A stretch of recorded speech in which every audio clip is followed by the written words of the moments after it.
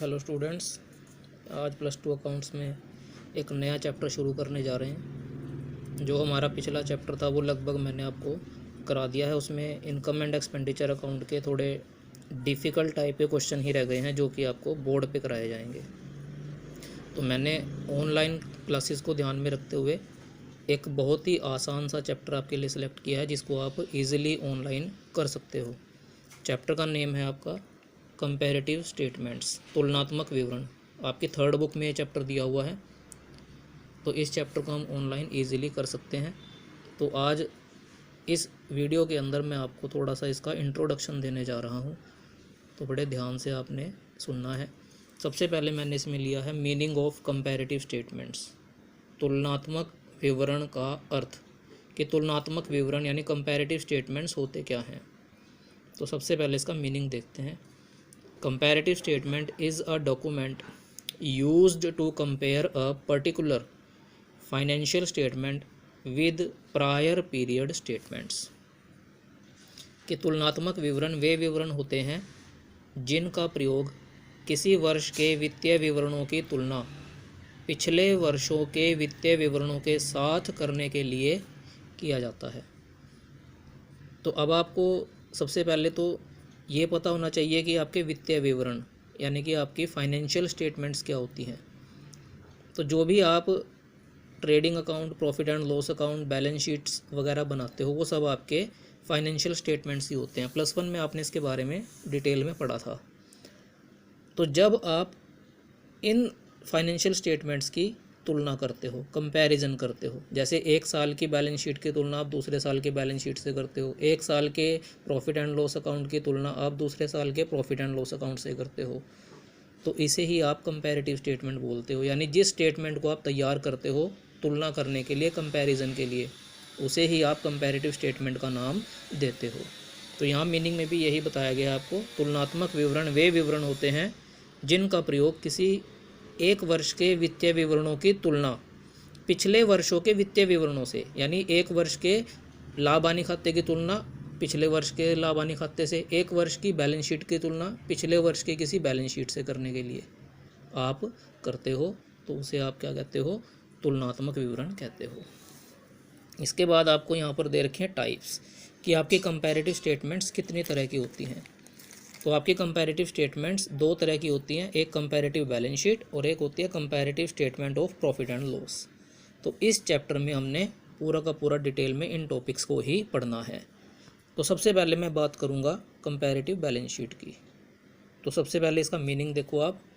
Meaning of comparative balance sheet, तुलनात्मक स्थिति विवरण क्या होता है?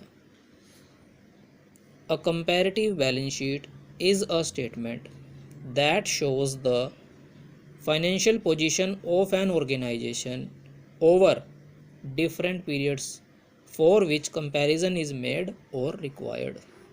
कि कंपैरेटिव बैलेंस शीट एक ऐसी स्टेटमेंट होती है, तुलनात्मक स्थिति विवरण एक ऐसा विवरण होता है जो विभिन्न वर्षों में फर्म की वित्तीय स्थिति को प्रस्तुत करता है। यानी आपकी फाइनेंशियल पोजीशन, आपकी वित्तीय स्थिति कैसी है विभिन्न वर्षों में, यानी इस साल कैसी है आपकी फाइनेंशियल पोजीशन, पिछले साल कैसी थी या उससे पिछले साल कैसी थी, तो ये इस चीज़ को शो करता है।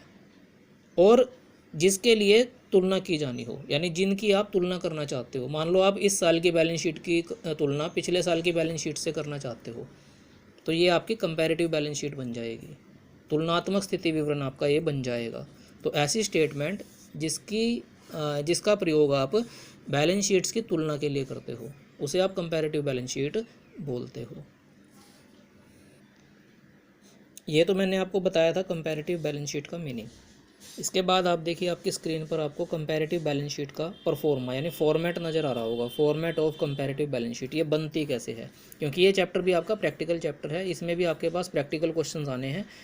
तो किस प्रकार से आप कंपैरेटिव बैलेंस शीट प्रिपेयर करते हो, तो इसका फॉर्मेट देखिए। सबसे पहले नंबर पर आप कॉलम बनाते हो पर्टिकुलर्स का, उसके बाद आप दो कॉलम बनाओगे अमाउंट्स के, जिसमें आप पहले लिखोगे प्रीवियस ईयर का अमाउंट। जैसे यहाँ पर 16 और 17 का एग्जांपल इन्होंने दिया है, तो 16 इसमें प्रीवियस ईयर होगा, पिछला साल, और 17 आपका करंट ईयर होगा। तो दो कॉलम आप बनाओगे अमाउंट के लिए, प्रीवियस ईयर, करंट ईयर। उसके बाद नेक्स्ट कॉलम आप बनाओगे इसमें एब्सोल्युटली चेंज का, यानी इनमें अमाउंट में क्या चेंज आया, क्योंकि कंपैरिजन करना है, हमने तुलना करनी है। तो तुलना का मतलब यही होता है कि आप ये देखते हो कि कितना चेंज आ रहा है आपकी बैलेंस शीट की कोई आइटम, क्या वो इंक्रीज़ हो रही है पिछले साल की तुलना में, क्या वो डिक्रीज़ हो रही है। तो ये कॉलम आपका इंक्रीज डिक्रीज़ को शो करता है। और लास्ट कॉलम आपका होता है परसेंटेज चेंज का, कि जो भी आपका इंक्रीज़ या डिक्रीज़ हुआ है वो कितने % हुआ है लास्ट ईयर के कंपैरिजन में, पिछले साल की तुलना में। तो ये लास्ट कॉलम परसेंटेज के लिए रखा जाता है। तो कुल मिला के इसमें 5 कॉलम होते हैं पर्टिकुलर, 2 कॉलम अमाउंट के, उसके बाद इंक्रीज़ और डिक्रीज़ का, और लास्ट कॉलम है percentage of increase and decrease. अब बात करते हैं इसमें पर्टिकुलर के कॉलम की, क्योंकि ये वाले कॉलम तो आपको जब प्रैक्टिकल क्वेश्चन होंगे तभी आपको समझाए जाएंगे।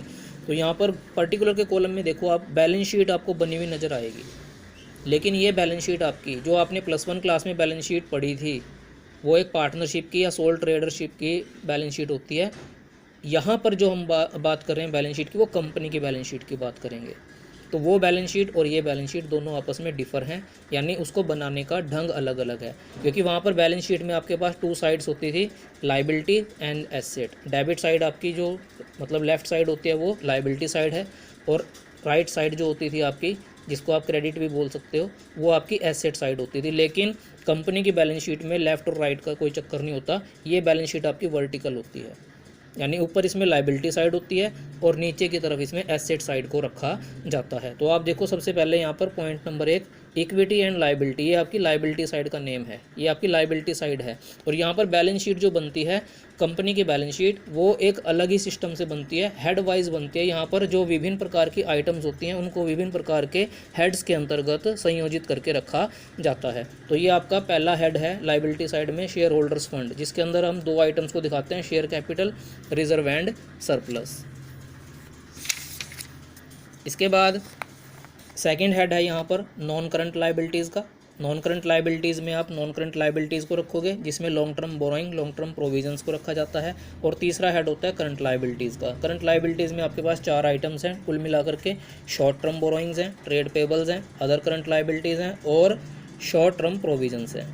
तो इस प्रकार से ये बैलेंस शीट आपकी प्रिपेयर हो रही है। लाइबिलिटी साइड यहाँ पर हमने कर लिया है, फिर इसका टोटल आ जाता है। इसके बाद इसी के नीचे एसेट साइड होती है। तो ये कंपनी बैलेंस शीट का फॉर्मेट होता है। एसेट साइड में आपके पास 2 तरह की एसेट्स होती हैं, यानी 2 हेड यहाँ पर हमारे पास होते हैं, non current asset and current asset. Non current asset में आप नॉन करंट एसेट्स को दिखाओगे, फिक्स्ड एसेट, उसमें टेंजिबल और इंटेंजिबल आती हैं, और नॉन करंट इन्वेस्टमेंट इसके अंदर आती हैं, long term loan and advances आते हैं। जबकि करंट एसेट्स में current investment, inventories, trade receivable, cash and cash equivalent, short term loan and advances and other current assets. तो इस प्रकार से ये बैलेंस शीट प्रिपेयर होती है। आपको क्वेश्चन में बैलेंस शीट इसी प्रकार से बनी बनाई दे रखी होगी, सिर्फ आपने इसका क्या करना होगा, उसमें आपने सिर्फ ये वाला पोर्शन सॉल्व करना होगा। तो आज के लिए आपने सिर्फ क्या करना है, आपने इनका मीनिंग नोट डाउन करना है, कंपैरेटिव स्टेटमेंट का, कंपैरेटिव बैलेंस शीट का, और साथ में ये आपने परफॉर्मा भी अपनी नोटबुक में तैयार करना है, ताकि आपको क्वेश्चंस करते समय किसी प्रकार की दिक्कत ना आए। धन्यवाद।